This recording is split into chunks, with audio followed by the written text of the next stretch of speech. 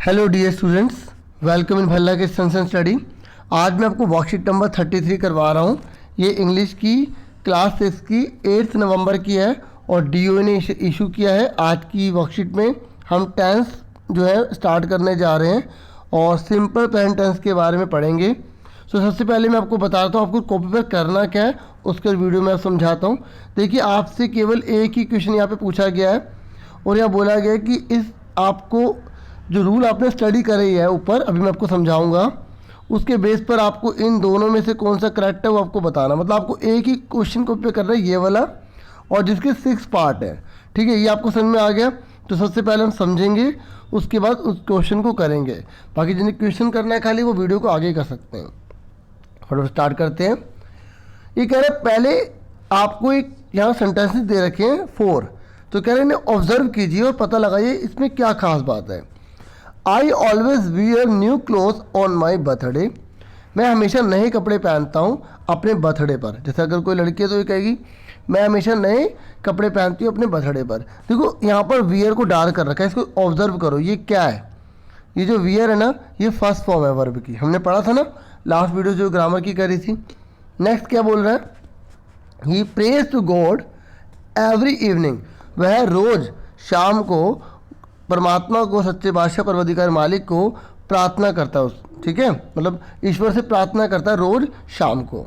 तो यहाँ प्रेज देख रहे हैं, ये भी वर्ब की फर्स्ट फॉर्म है ना। We meet each other on Sundays.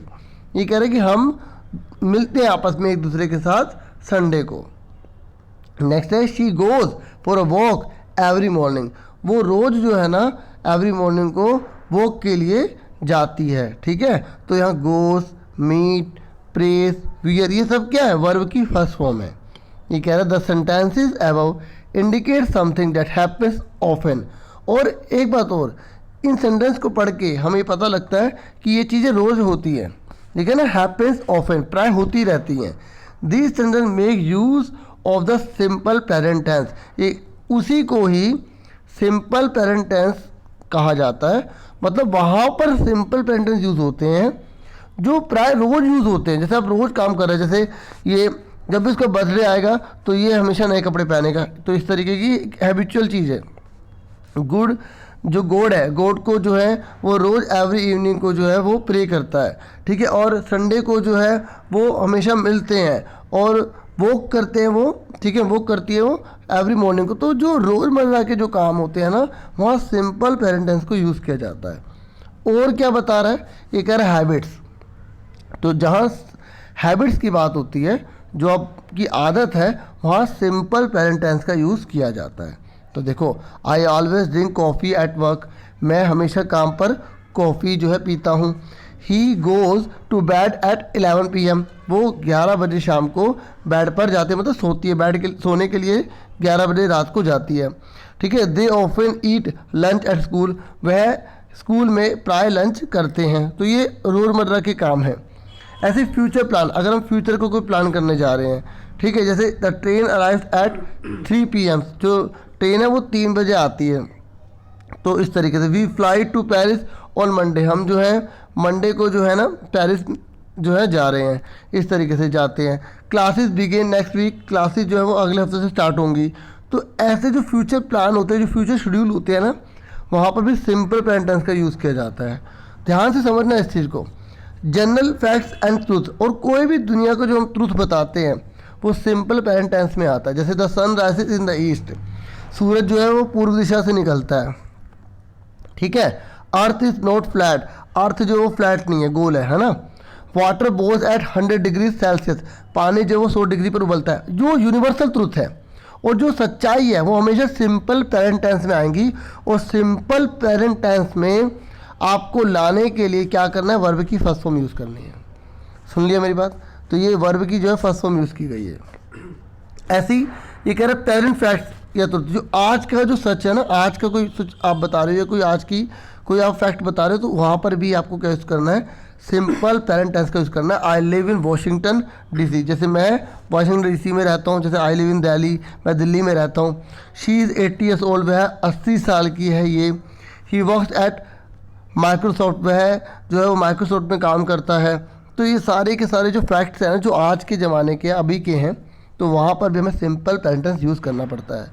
अब ये कह रहा है रीड द फॉलोइंग सेंटेंसेस। ये कह रहा है अब इस सेंटेंसेस को पढ़िए। देखिए डॉग बार्क्स, ध्यान से देखिएगा, बहुत इंपॉर्टेंट बात है।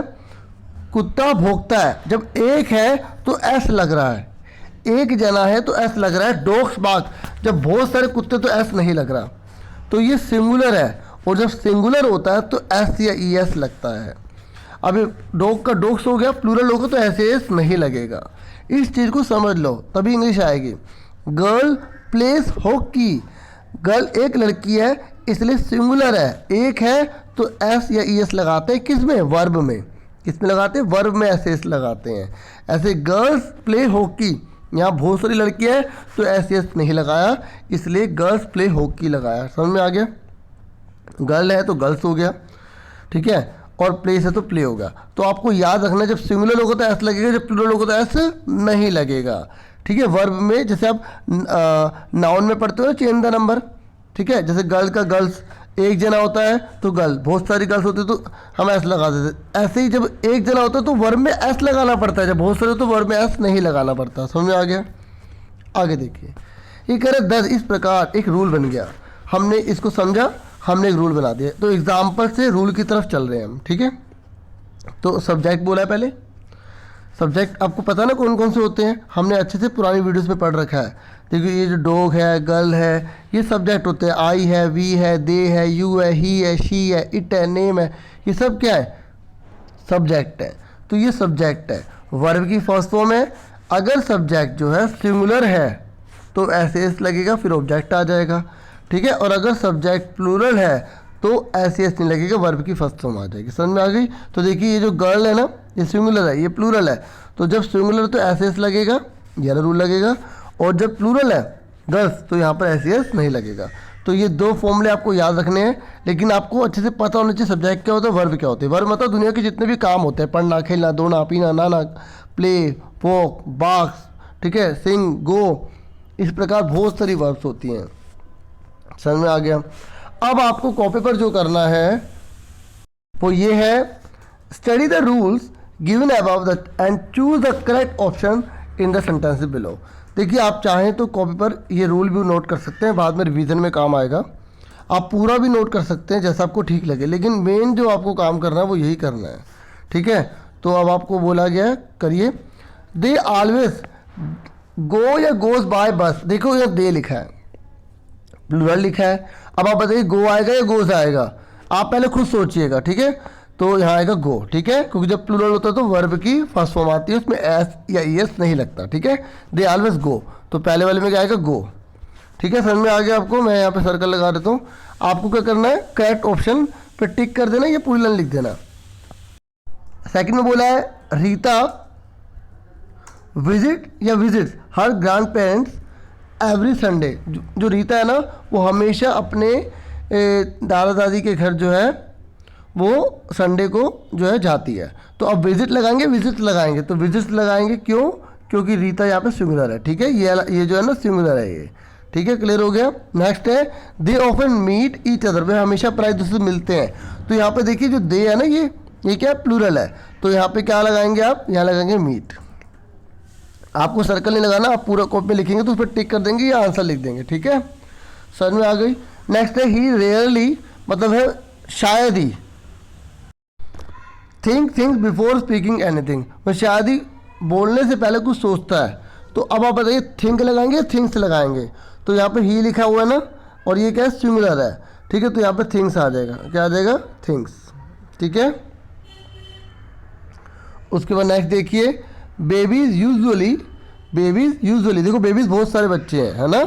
यूजुअली प्राय, क्राई या cries when they are hungry, मतलब बेबी जो है वो रोते हैं जब वो भूखे होते हैं, क्योंकि बच्चे बोल तो सकते नहीं, इसलिए रो कर ही अपनी बात को कहेंगे।